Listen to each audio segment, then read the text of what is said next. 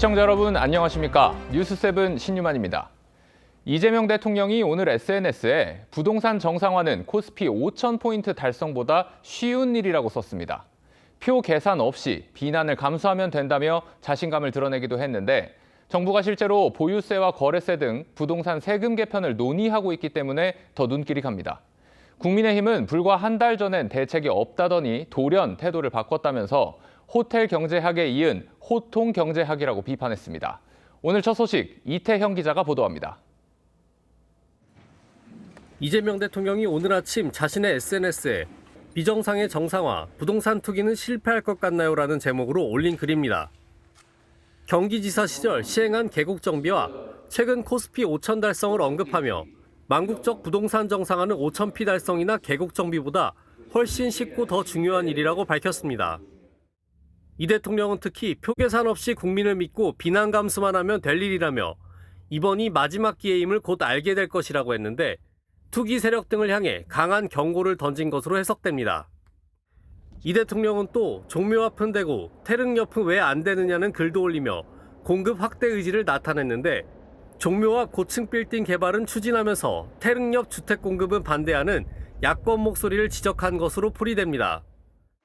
이 대통령의 강도 높은 메시지에 국민의힘은 이 대통령이 지난달에는 땅은 제한돼 있고 사람이 몰려 대책이 없다고 했었다며 갑자기 말을 바꾼다고 비판했습니다. 제가 이제 서울에 또 수도권의 집값 때문에 요새 욕을 많이 먹는 편인데 보니까 대책이 없어요. 다 그쪽으로 몰려드는데 어차피 땅은 제한돼 있고 사람은 몰려들고. 장동혁 대표는 이제 와서 쉽다고 말하는 것은 호텔 경제학에 이은 호통 경제학이라고 꼬집었고 박성훈 수석 대변인은 이재명 정부 출범 이후 4차례의 부동산 대책이 나왔지만 시장에서 효과가 확인된 정책은 하나도 없었다고 주장했습니다. TV조선 이태형입니다. 그렇다면 이재명 대통령은 어떻게 부동산을 정상화시킨다는 걸까요? 시장에선 결국 세금 인상 카드를 꺼내들 거라는 관측이 나옵니다.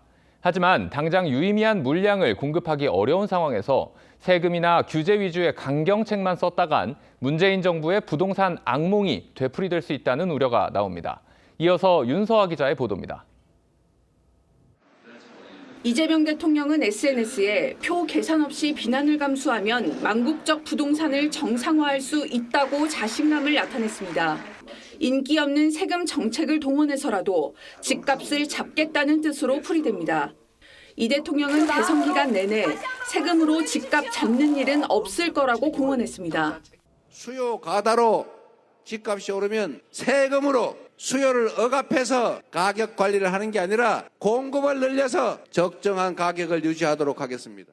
오는 5월 9일 다주택자 양도세 중과 유예 종료를 비롯해 정부는 이미 여러 부동산 세제 개편안을 검토 중입니다. 최근 이 대통령이 언급한 보유세 인상과 비거주자 장기 보유 특별 공제 축소 등이 유력하게 거론됩니다. 연장할 거라는 기대도 있는데 그거는 꿈도 꾸지 말라. 3주택자는 82.5%까지 양도세를 10억이 남았다면 8억 2,500만 원을 세금으로 내는 겁니다. 그렇게 되면 집값이 올라도 남는 게 없잖아요.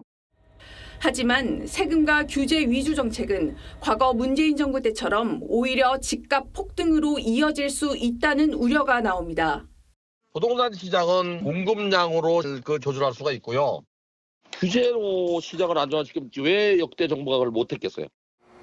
이 대통령은 종묘는 되면서 태릉은 왜 안 되냐며 주택 공급에도 의지를 드러냈지만 지금처럼 주민과 지자체가 완강히 거부할 경우 정부의 의지만으론 현실적으로 추진이 어렵다는 지적이 많습니다. TV조선 윤서아입니다. 한동훈 전 국민의힘 대표가 제명된 뒤 첫 주말인 오늘 지지자들은 대규모 집회를 열고 제명은 부당하다며 장동혁 대표의 사퇴를 촉구했습니다. 반면 국민의힘 지도부는 지금은 단합할 때라며 다음 주 인재영입위원장을 발표하는 등 당 쇄신에 돌입할 계획입니다. 김창섭 기자가 취재했습니다. 여의도 공원 인근 4차선 도로가 지난 29일 제명된 한동훈 전 국민의힘 대표 지지자들로 가득 찼습니다. 집회 참가자들은 한 전 대표 제명은 부당하다며 장동혁 대표를 사퇴시키고 진짜 보수를 지켜내자고 외쳤습니다. 부당 징계 장동혁은 탈당 권유 징계를 받은 친한계 김종혁 전 최고위원은 한 전 대표 제명으로 국민의힘은 스스로 사망 선고를 내렸다고 주장했습니다. 고성국은 한동훈을 제거했으니까 다음 차례는 오세훈이라면서 한마디로 지금 국민의힘은 개판이 되어가고 있는 겁니다, 여러분. 집회에는 한동훈 전 대표와 친한계 의원들은 참석하지 않았습니다. 대신 한 전 대표는 집회 참가자들을 향해 좋은 정치를 꼭 하겠다고 했고 탈당을 고민하는 지지자에게는 자리를 지켜달라고 SNS에 밝혔습니다.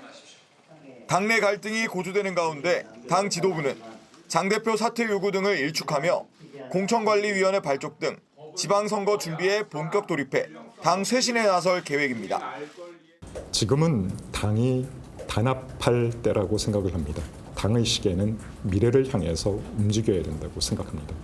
다음 달 2일 인재영입 위원장을 발표하고 4일 장 대표가 나서는 교섭단체 대표연설에선 당이 상대적으로 소홀했던 호남과 청년, 노동 문제 등을 언급할 걸로 보입니다. TV조선 김창섭입니다. 민주당 정청래 대표가 기습 제안한 조국혁신당과의 합당을 놓고 범여권의 혼란이 심화되는 모양새입니다. 정 대표와 조국 대표 간 밀약설까지 제기되며 논란이 커지고 있는 건데요. 조 대표가 강한 불쾌감을 드러낸 가운데 합당 문제가 민주당 차기 당권 경쟁과도 맞물리며 전선이 복잡해지는 분위기입니다. 고희동 기자가 취재했습니다. 조국혁신당 조국 대표는 최근 불거진 정청래 민주당 대표와의 합당 밀약설에 황당하다는 반응을 보였습니다. 저하고 정청래 대표가 여러 번 만나서 밀약을 한 것처럼 음모론도 펴더라고요. 제가 온갖 허위 소문을 내고 있는데 너무 황당하고요. 합당을 두고 정 대표와 모종의 약속이 있었던 게 아니냐는 의심에 반발한 건데 앞서 국회 본회의장에선 한 국무위원과 민주당 의원이 밀약, 타격 소재란 메시지를 주고받는 모습이 포착돼 논란이 일었습니다. 민생이 처리되는 국회 본회의장에서 적절치 않은 모습이 보여진 것에 대해서 죄송하게 생각하고 당내에선 이해찬 전 총리 장례 기간 다소 잠잠해졌던 합당을 둘러싼 논쟁이 다음 주부터 수면 위로 올라올 걸로 예상합니다. 합당의 조건까지 알아야 저희가 판단할 수 있는데 지금은 아무것도 못한 상태고 아마 다음 주부터는 조용하진 않을 것 같아요. 여기에 다음 당대표 출마가 거론되는 김민석 총리가 합당 제안 과정에 부정적 인식을 드러내며 합당 갈등이 차기 당권을 둘러싼 전초전 양상으로 흐를 수 있다는 관측도 나옵니다. 이 시점에 그런 방식으로 이렇게 제기돼서 많은 논란을 되고 있지 않습니까? 여권 지지층이 모인 온라인 커뮤니티에서도 합당 제안을 두고 정 대표를 비판하는 쪽과 옹호하는 쪽으로 갈린 모습을 보이고 있습니다.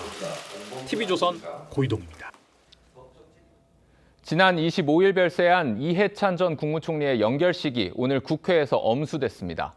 이 전 총리는 7선 국회의원과 당대표를 지내며 민주진영의 선거를 여러 차례 승리로 이끌었죠. 이재명 대통령 내외와 김민석 총리, 정청래 대표 등 정치권 인사들이 고인의 마지막 길을 함께했습니다. 최원국 기자입니다. 고 이해찬 전 총리의 운구차가 국회의사당으로 들어오고 군 의장대가 고인의 영정을 들고 입장합니다. 이재명 대통령은 부인 김혜경 여사와 함께 검은 정장 차림에 근조 리본을 달고 연결식에 참석했습니다. 이 대통령은 연결식 동안 여러 차례 눈물을 닦아내며 고인의 마지막을 함께했습니다. 장례위원장을 맡은 김민석 총리는 이 전 총리와의 추억을 떠올리며 조사 도중 울먹이기도 했습니다. 흔들림도 여전한데 이제 누구에게 여쭤보고 누구에게 판단을 구하고 누구에게 의지해야 합니까? 정청래 대표는 4번의 민주정부 탄생은 당을 올바른 길로 지도한 이 전 총리 덕분이었다고 주도했습니다. 민주당의 믿음직한 거목이셨던 이해찬 전 총리님을 이렇게 갑작스럽게 떠나 보내야만 한다는 것이 참으로 애통합니다. 우원식 국회의장과 주호영 국회 부의장, 한병도 원내대표를 비롯한 민주당 지도부와 조국 혁신당 대표 등 여야 인사들도 참석해 고인을 애도했습니다. 연결식에 앞서 민주당 의원 50여 명은 고인의 영정과 함께 마지막까지 몸담았던 민주평통과 민주당 당사의 대표 집무실 등을 둘러보며 노제를 지냈습니다. 이 전 총리는 1988년 13대 총선에서 정계에 입문해 7선 국회의원을 지내며 국무총리와 교육부 장관, 당대표 등을 역임했습니다. 이 전 총리는 2번의 국회의원을 지낸 세종에서 영면에 듭니다. TV조선 최원국입니다.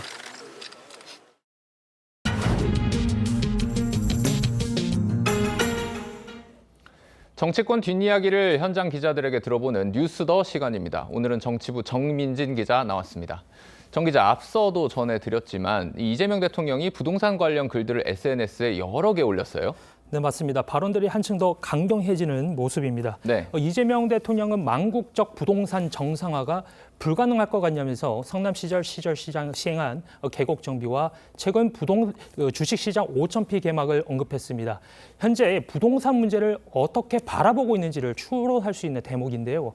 이 집값 폭등을 두고 이재명 대통령이 이야기한 이 불법 계곡이나 불법 비정상이 판치는 주식시장처럼 현 부동산 가격을 비정상적이고 이 불법적인 요소가 누적된 결과로 인식하는 걸로 보입니다. 특히 이재명 대통령은요, 부동산 정상화라는 표현을 썼는데 이 정상화가 5,000피와 이 계곡 정비보다 훨씬 더 쉽고 중요하다고 했습니다. 그리고 이번이 마지막 기회라고 했는데 그만큼 강한 의지를 드러낸 걸로 해석이 됩니다. 그런데 이 대통령이 SNS에 이런 글을 올린 게 오늘 일만은 아닌데 어떤 의도와 배경이 있다고 봐야 할까요? 그렇습니다. 이재명 대통령은 오늘까지 1월 한 달 동안 자신의 SNS에 7차례에 걸쳐서 부동산 관련 글을 올렸습니다. 네. 지난 23일이죠. 이 다주택자에 대한 양도세 면제를 연장하는 건 바람직하지 않다라고 한 뒤에 시장에서 부작용 우려 등 반발이 나오니까 25일 하루에만 4차례나 글을 올렸습니다. 양도세 면제 연장을 비정상으로 인한 불공정한 혜택이라면서 투기용 부동산에 대한 엄단 의지를 강하게 드러냈습니다. 그런데 국무회의도 영상 공개가 되고 부동산 정책으로 또 직접 보여줄 수도 있었을 텐데 굳이 SNS라는 수단을 택하는 이유가 뭘까요? 우선 이재명 대통령이 SNS를 이용해서 부동산 정책 이행과 여론전에 직접 뛰어들어서 이 투자 심리를 꺾으려는 것이다라는 해석이 나옵니다. 계속 메시지를 내면서 경고음을 울리겠다는 건데 이재명 대통령은 과거 이 경기지사나 성남시장 때도 이른바 SNS 정치를 선보인 바가 있습니다. 네. 집권 2년 차를 맞아서 이 정책 이행 속도를 높이기 위해서 최근 SNS를 부쩍 활용하는 것으로 보입니다. 다만 일각에서는 정제되지 않은 메시지가 나올 경우에 이 정책의 불확실성을 높이고 오히려 시장에 혼란을 줄 수 있다는 지적도 나옵니다. 민주당과 조국혁신당 합당 문제도 이어서 보겠습니다.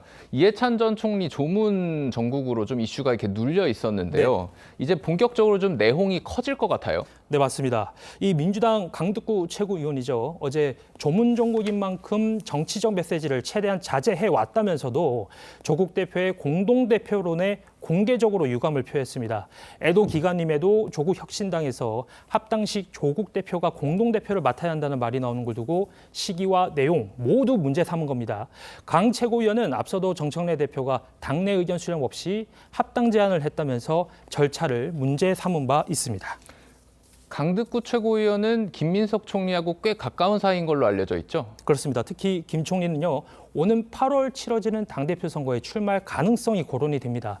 이 때문에 역시 출마가 예상이 되는 정청래 대표와 김민석 총리의 당권 경쟁이 합당 문제를 고리로 조기에 시작됐다라는 말까지 나옵니다. 앞서 민주당 초선 모임이죠. 더민초 소속 의원 28명은 이 독단적 합당 논의를 중단하라면서 집단 행동에 나선 바 있는데 다음 주 월요일에는 간담회를 열고 의견 수렴에 나설 계획입니다. 반면 이 정청래 대표 측은요. 절차에 따라 합당을 추진하겠다라는 입장입니다. 그 본회의장에서 포착된 소위 그 밀약 관련 문자 메시지도 이런 배경에서 나왔다라고 봐야 할까요? 맞습니다. 지난 29일이죠. 국회 본회의장에서는 한 국무위원과 민주당 의원이 주고받은 문자를 보면요. 밀약 타격 소재, 나눠 먹기는 불가하라는 내용이 담겼습니다. 합당 문제가 이 권력의 쟁탈전으로 흐를 수 있음을 시사하는 걸로 볼 수 있을 것 같습니다. 네. 이를 두고 여권 지지층 역시 분화하는 모습을 보이고 있는데요. 정청래 대표와 김어준 씨 지지층이 모인 온라인 커뮤니티에서는요, 이 미락설 언급 자체를 비난하는 반면에 반대쪽에서는 정청래 대표를 강하게 비판하는 상황입니다. 앞으로 합당과 관련해서 의원총회도 예정돼 있을 텐데 갈등이 당분간 지속될 것 같네요. 네, 정민진 기자 잘 들었습니다.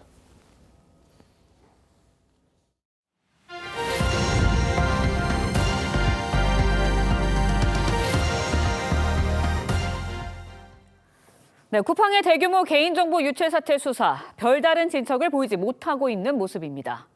헤럴드 로저스 쿠팡 임시대표 3차 소환 끝에 어제 처음으로 출석해 12시간 동안의 조사를 받았지만 통역을 거치다 보니 셀프 조사 혐의에 대한 조사도 마치지 못한 것으로 전해졌습니다. 그런데 로저스 대표는 이 밖에도 국회 위증, 산업재해 은폐 혐의로 고발돼 조사가 더 필요한 상황입니다. 신정원 기자가 보도합니다. 헤럴드 로저스 쿠팡 한국법인 임시대표가 굳은 표정으로 서울경찰청에서 나옵니다. 왜 그동안 경찰 출석 안 하셨습니까? 3차 소환 만에 첫 출석한 로저스 대표를 경찰은 12시간 동안 강도 높게 조사했습니다. 하지만 통역을 거치다 보니 셀프 조사 혐의 조사도 다 마치지 못했습니다. 경찰은 쿠팡이 중국에 있는 개인정보 유출범을 직접 조사하고 노트북 등을 포렌식하면서 증거 인멸을 한 게 아닌지 의심하고 있습니다. 로저스 대표는 정부의 지시에 따른 거라고 밝혔지만 The government agency gave us the instruction, and then we did it. 국정원은 협의는 했지만 지시한 적은 없다고 밝힌 바 있습니다. 경찰은 셀프 조사 외에 국회 위증 의혹과 산업재해 은폐 의혹에 대해서도 추가 소환 조사가 필요하다는 입장입니다. 경찰은 조사 내용을 검토 중이라며 고발된 다른 혐의에 대해서도 출석 조사 등을 추진할 방침이라고 밝혔습니다. 쿠팡 한국법인은 로저스 대표 조사에 대해 따로 입장을 내지 않겠다고 했습니다. TV조선 신정원입니다. 네, 김병기 의원 관련 수사 상황도 짚어봅니다. 경찰이 주변 인물들을 잇따라 불러 조사하고는 있지만 정작 사건의 핵심 인물인 김 의원에 대한 소환 조사 아직 한 번도 이뤄지지 않았습니다. 법조계에서는 당사자에게 변론 준비 시간을 벌어주는 것 아니냐는 지적이 나오고 있습니다. 이나영 기자의 보도입니다. 서울경찰청 공공범죄수사대가 어제 5시간가량 이지희 동작구의회 부의장을 조사했습니다. 지난 21일에 이어 두 번째 소환입니다. 김병기 의원 아내 지시로 공천원금 요구하셨나요? 이 부의장은 전직 동작구의회 의원들로부터 공천원금 3천만 원을 받아 김 의원 측에 전달하고 김 의원 차남의 대학 편입에 관여했다는 혐의를 받고 있습니다. 경찰은 앞서 김 의원의 아내와 전 동작구 의원 2명을 정치자금법 위반 혐의 피의자 신분으로 소환 조사했습니다. 오늘 조사에서 어떤 내용 진술하셨나요? 공천원금 받으신 거 인정하시나요? 하지만 정작 의혹의 핵심인 김병기 의원은 아직 한 번도 소환하지 않았습니다. 법조계에선 경찰 수사가 김 의원에게 수사에 대비할 시간을 벌어주고 있다는 비판이 나옵니다. 경찰이 어떤 부분에 의구심을 갖고 있고 어떤 부분을 쟁점화하고 어떤 부분을 파고 있는지를 파악이 가능하니까요. 김 의원 관련 의혹은 공천원금을 비롯해 차남의 특혜 편입 의혹, 부인 법인카드 유용 의혹 등 13가지에 이릅니다. 김 의원 측은 사실 무근이라며 모든 의혹을 부인하고 있습니다. 경찰은 조사가 준비되는 대로 김 의원에게도 출석을 요구할 계획이라고 밝혔습니다. TV조선 이나영입니다. 법원이 김건희 특검이 기소한 사건들에 대해 잇따라 별건 수사라는 판단을 내리고 있는데요. 특검이 국토부 서기관을 뇌물 혐의로 기소하자 공소를 기각한 데 이어서 윤영호 전 통일교 본부장의 증거인멸 혐의 판결에서도 같은 지적을 했습니다. 법원은 특검의 수사 대상 확대, 신중해야 한다고 했습니다. 안혜리 기자의 보도입니다. 지난해 10월 김건희 특검팀은 양평 고속도로 의혹 수사 도중 뇌물 혐의를 포착했다며 국토부 서기관을 기소했습니다. 국토부 서기관이 업무와 관련한 뇌물을 받은 범행 등에 대하여도 재판에 넘겼습니다. 하지만 1심 법원은 특검 수사 대상이 아니기 때문에 기소 자체가 무효라고 판단하고 공소 기각했습니다. 지난 28일 윤영호 전 통일교 본부장 재판에서도 똑같은 판단이 나왔습니다. 정치자금법 위반 혐의 등으로 윤 전 본부장에게 징역 1년 2개월을 선고했지만 한학자 총재 원정 도박 의혹 관련 증거인멸 혐의는 공소 기각했습니다. 이 부분은 특검법상 수사 대상 어디에도 해당하지 않는다는 겁니다. 재판부는 수사 대상을 함부로 확대한 것은 헌법상 과잉금지 원칙과 적법 절차 원리에 반한다고 특검을 질타했습니다. 법원은 한 총재의 도박 의혹 역시 특검법에 명시된 사건이 아니라고 판결문에 적시했습니다. 한 검찰 관계자는 별건 수사를 비판하며 검찰을 없앤 여당이 출범시킨 특검의 내로남불이라며 앞으로도 특검이 기소한 사건에서 같은 지적이 이어질 것이라고 꼬집었습니다. TV조선 안혜리입니다. 이번에는 화재 상황 살펴봅니다. 어제 오후 충북 음성 생활용품 제조 공장에서 난 불은 21시간 만에 모두 꺼졌습니다. 엿가락처럼 휜 철근 구조물과 뼈대만 남은 잔해들이 당시 현장의 참혹함을 그대로 보여줬는데요.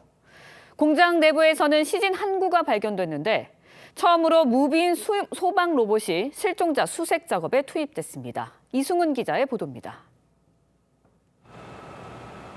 폭격을 맞은 듯 공장 건물이 뼈대만 남긴 채 모두 불에 탔습니다. 철근 구조물은 엿가락처럼 휘었고 창문은 검게 그을렸습니다. 숯덩이처럼 변한 공장 내부에선 희뿌연 연기가 피어오릅니다. 어제 오후 3시쯤 생활용품 제조 공장에서 시작된 불이 공장 3개 동을 모두 태우고 21시간 만에 꺼졌습니다. 물티슈와 기저귀 등을 생산하는 이 공장엔 원재료인 펄프 등 가연성 물질이 많아 불길이 급속도로 번졌습니다. 가운데 공장에서 화재가 난 걸 봤었는데 이제 삽시간 안에 주변 공장으로 빠르게 좀 확산되는 게 눈에 보였습니다.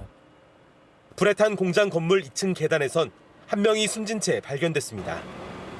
소방당국은 화재 당시 실종된 외국인 근로자 2명 가운데 1명의 시신으로 보고 나머지 1명을 찾는 데 주력하고 있습니다. 이 추적을 확인해서 집중적으로 다 거기를 수색을 한 바 아직까지.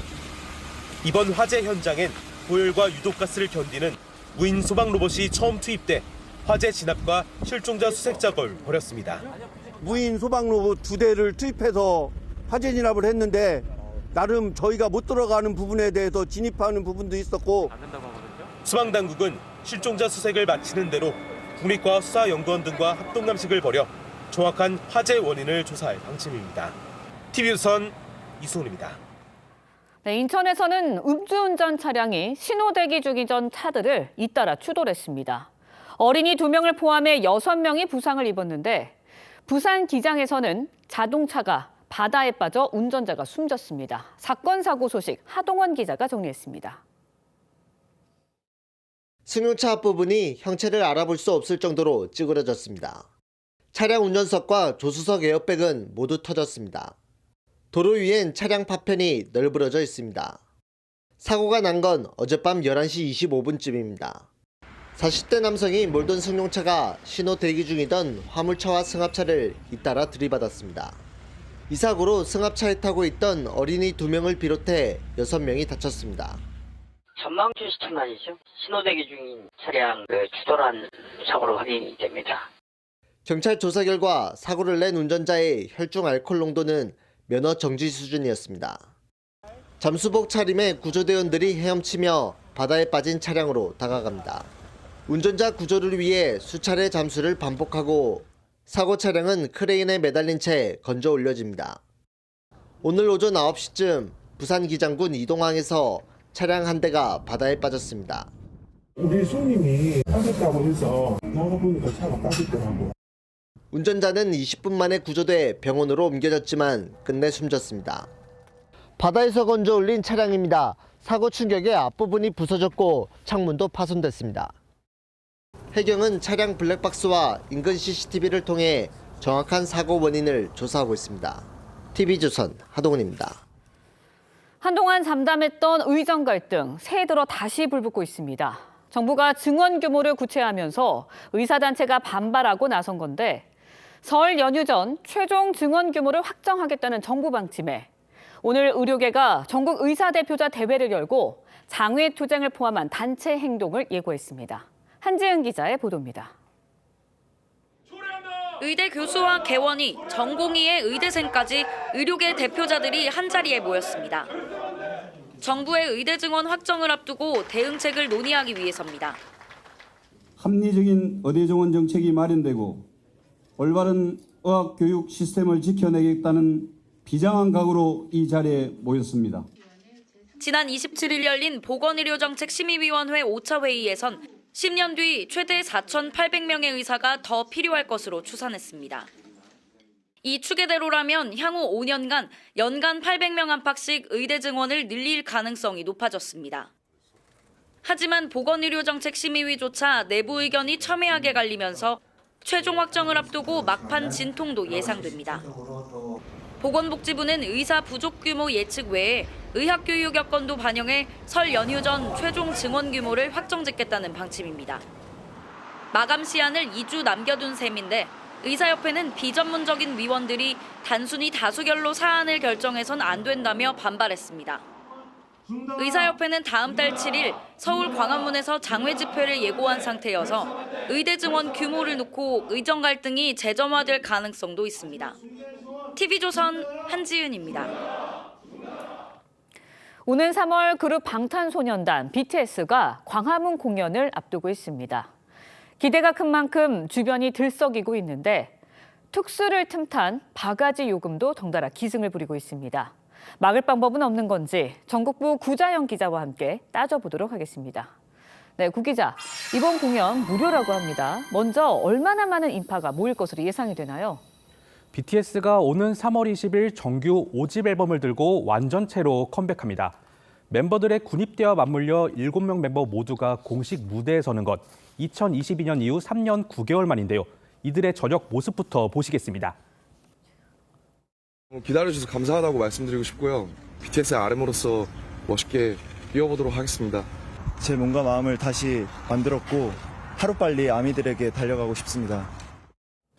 광화문 광장 무료 공연은 컴백 다음 날인 3월 21일 열립니다. 광화문 광장 수용 가능 인원은 18,000명 정도지만 서울시는 이날 20만 명의 국내외 팬들이 몰려들 것으로 예상했습니다. 네, 계산을 해보면 수용 인원의 10배가 넘는 사람들이 몰린다고 하는 건데 주변 상권은 특수를 맞을 수밖에 없을 것 같아요. 네, 그렇습니다. 그야말로 예약 전쟁입니다. 광화문 일대 식당엔 단체 예약을 넘어 아예 대관 여부를 묻는 전화가 빗발친다고 하는데요. 숙박업소도 대부분 객실 예약이 꽉 찬 상태입니다. 이미 만실이 됐을 텐데요. 사실 이거 BTS 그거 뜨자마자 그날에 다 마감됐어요. 문제는 숙박 요금입니다. 광화문 광장 주변 한 호텔의 요금표인데요. 어제 기준 12만 원대였던 1박 요금이 공연 당일엔 최대 66만 원까지 5배 넘게 올랐습니다. 모텔도 마찬가지입니다. 공연 당일 숙박료를 문의해봤더니 37만 원으로 평소에 비해 3배 이상 높았습니다. 네, 그럼 이런 요금 폭등 현상, 어제 오늘의 일만은 아니잖아요. 막을 방법은 없는 건가요? 앞서 BTS 6월 공연이 부산에서 열린다는 사실이 공개되자 일대 숙박 요금이 10배 넘게 올랐습니다. 대통령까지 나서 악질적 횡포다, 이익보다 손해가 크도록 해야 한다고 질타했는데요. 하지만 숙박 요금은 명확한 기준이 없습니다. 현행법상에도 안내데스크에 숙박 요금표를 게시하고 이 요금을 지켜야 한다고만 돼 있는데요. 요금표에 나온 가격과 실제 받는 가격이 같기만 하면 문제될 게 없다는 얘기입니다. 업주가 하는 부분이죠. 그 가격 게시하고 그 범위 내에서 운영하도록 하고 있는 거고요. 네, 그렇다면 사실상 제재 방법도 해결책도 없는 상황인 것 같은데 맞는 건가요? 법적으로는 그렇습니다. 하지만 강원도 동해시 사례에서 해법을 찾아볼 수 있는데요. 지자체가 숙박업소들과 협의해 성수기에도 평소 요금의 2배가 넘지 않도록 하는 숙박요금 피크제를 운영 중입니다. 지난해 기준으로 지역 숙박업소 149곳 가운데 절반이 넘는 80곳이 참여했습니다. 대신 동해시는 시 홈페이지에 참여 업소들의 목록을 올리고 이들 업체를 홍보하고 있습니다. 지자체에서도 일부 더 지원을 해가지고 트렌드에 맞게 지원을 해주는 방식으로 좀 유도를 한다면은 아마 훨씬 더 좀 참여가 가능하지 않을까 싶은 생각은 듭니다. 지자체와 숙박업소들의 윈윈 전략이 대안으로 꼽힙니다. 네, 반짝 특수를 기대하는 업주의 심정도 이해는 가지만 폭리를 취하는 건 안 되겠죠. 고객과 업주 모두 만족할 수 있는 실효성 있는 방안 마련 시급해 보입니다. 구 기자 잘 들었습니다.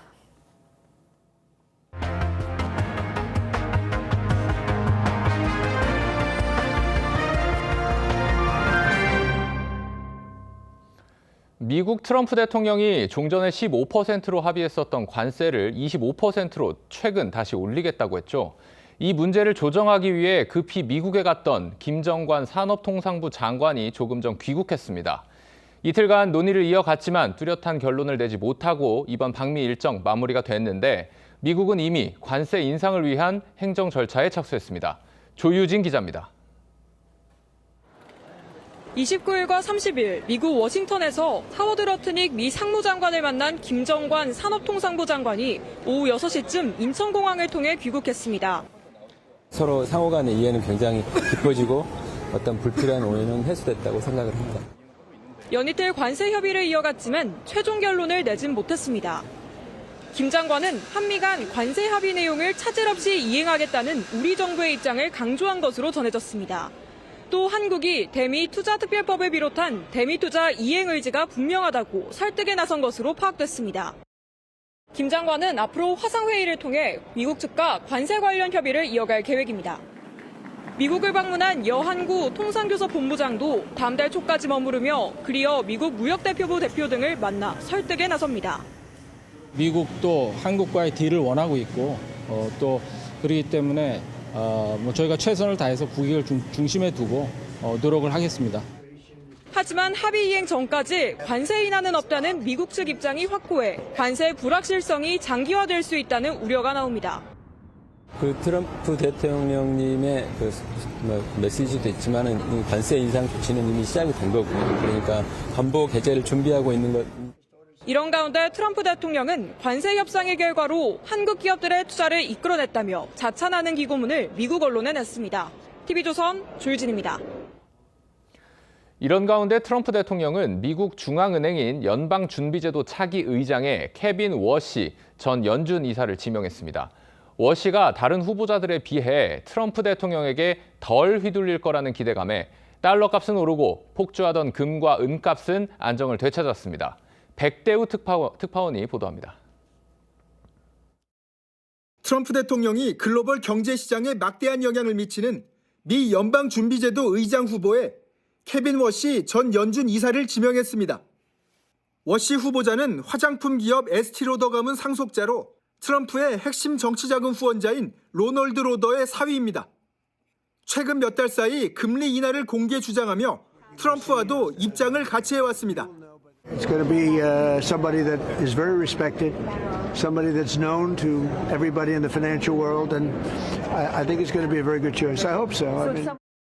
그런데 공교롭게도 최근 6년간 쿠팡 사회이사로 활동했고 지난해 6월 기준 쿠팡 주식 47만 주, 우리 돈 130억 원 규모의 주식을 보유한 쿠팡맨 출신이라 국내에서도 이목이 쏠립니다. 케빈 워시가 친트럼프 성향인 다른 후보들에 비해 시장과 연준의 독립성을 그나마 지킬 것이란 기대감에 시장은 즉각 반응했습니다. 금 현물은 10% 가까이 떨어져 온주당 4,883.62달러에 거래됐고 은값은 83.99달러로 전장 대비 28%가량 급락했습니다. 안정 기대감에 투자자들이 차익 실현에 나선 것으로 풀이됩니다. 반면 달러 가치는 높아져 전장 대비 0.8% 상승했습니다. 케빈 워시 후보자가 청문회와 미 상원 인준 표결을 통과하면 오는 5월 공식 취임합니다. 다만 민주당은 물론이고 공화당 일각의 반대 기류도 있는 만큼 표결 과정이 순탄치는 않을 것이란 전망도 나옵니다. 미국 워싱턴 DC에서 TV조선 백대호입니다. 러시아 우크라이나 전쟁도 벌써 만 4년이 다 되어갑니다. 군인 사상자만 거의 200만 명이 나왔습니다. 미국과 러시아, 우크라이나가 참여하는 종전 협상이 내일도 열리지만 접경 지역 영토를 두고 줄다리기가 팽팽해서 극적인 타결은 쉽지 않아 보입니다. 일단 러시아는 협상을 앞두고 공격을 중단하겠다고 했습니다. 이채림 기자입니다. 우크라이나 수도 키이우에 마련된 비상 난방 시설입니다. 음식을 받기 위한 긴 줄이 생겼고 텐트 안에선 휴대전화를 충전합니다. Жахлива ситуація, тому що це було жах. 21 сторіччя, і таке неможливо було уявити, що таке можна бути. 겨울 들어 러시아가 발전소 같은 에너지 시설에 공격을 집중하며 수도 키이우는 60%, 인근 히르키우는 90%가 전기와 난방이 끊겼습니다. 영하 20도 안팎의 맹추위에 미국은 혹한기 일주일 동안 공격을 중단하라고 요청했습니다. Действительно, президент Трамп обратился с личной просьбой к президенту Путину воздержаться на неделю до 1 февраля от нанесения ударов по Киеву. 러시아가 언급한 다음 달 1일은 아랍에미리트에서 미국과 러시아, 우크라이나의 3자 협상이 열리는 날입니다. 3국은 지난 23일과 24일 연이틀 마주 앉았지만 이렇다 할 진전은 없었습니다. Залежить від партнерів, звісно, від Сполучених Штатів, як все це пройде. Україна готова дзеркально утримуватись від ударів, і сьогодні ми не завдавали ударів по російських енергооб'єктах. 접경 지역 돈바스 영토를 두고 양국이 기존 주장만을 되풀이하고 있는 가운데 미국 싱크탱크 CSIS는 4년 동안의 전쟁으로 양국군의 사상자가 200만 명에 달한다며 러시아군 32만 5천 명, 우크라이나군 14만 명이 전사했다고 추산했습니다. 연구소는 2차 세계대전 이후 최대 규모 사상자라며 이 때문에 러시아의 진격이 더뎌지고 있다고 분석했습니다. TV조선 이채림입니다.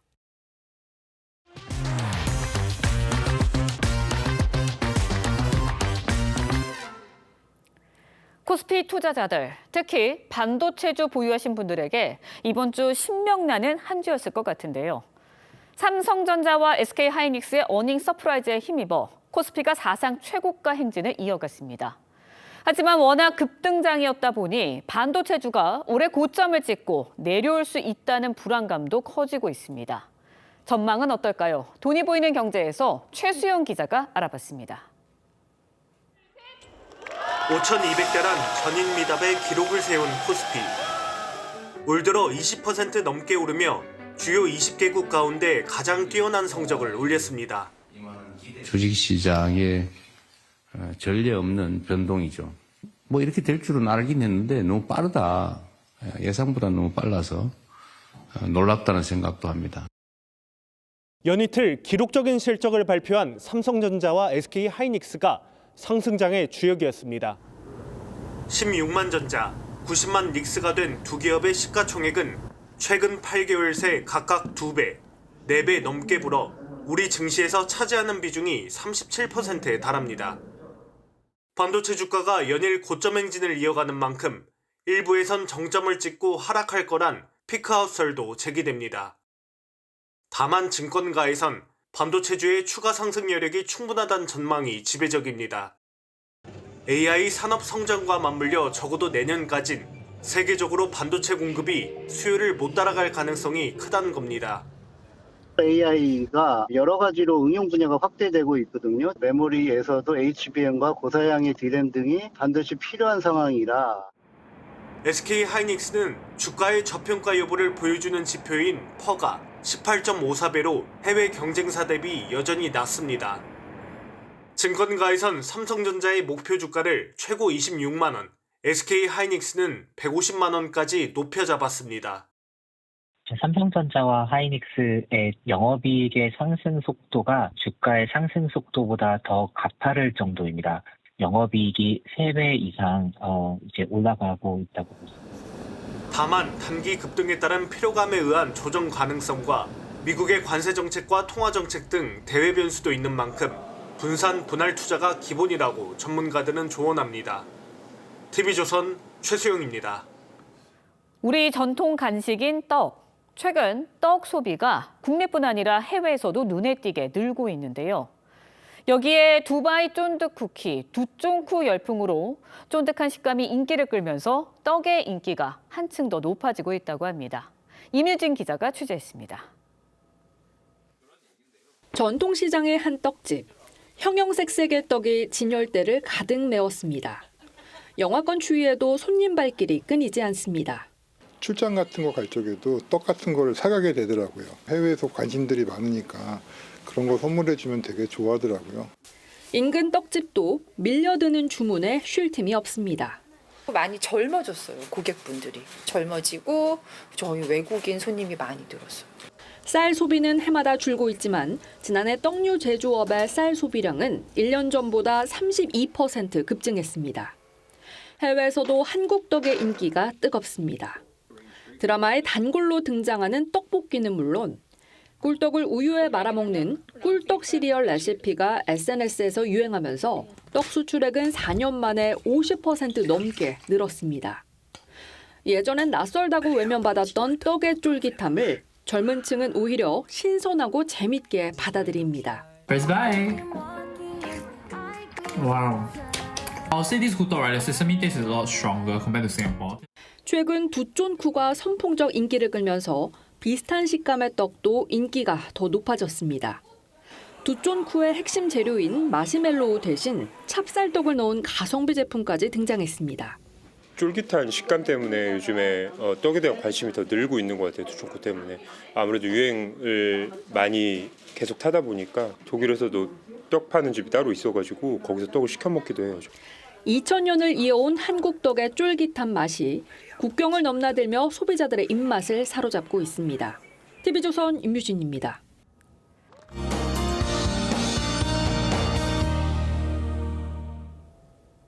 오늘 낮 동안 기온이 오르면서 길었던 한파가 누그러졌습니다.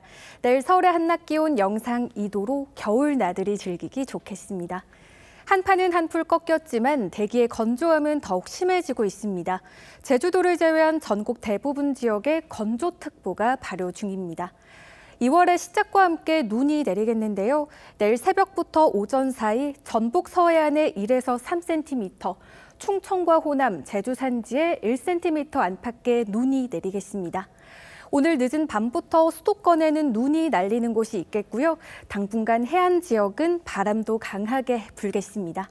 내일 아침 기온 서울 영하 7도, 춘천 영하 12도, 대전 영하 6도로 오늘보다 2도에서 4도가량 높겠고요. 내일 한낮 기온 서울 2도, 광주와 대구 5도로 오늘과 비슷하겠습니다. 모레는 전국 대부분 지역에 비나 눈이 내릴 전망입니다. 날씨였습니다. 1월 31일 토요일 뉴스7 마칩니다. 시청해주신 여러분 고맙습니다.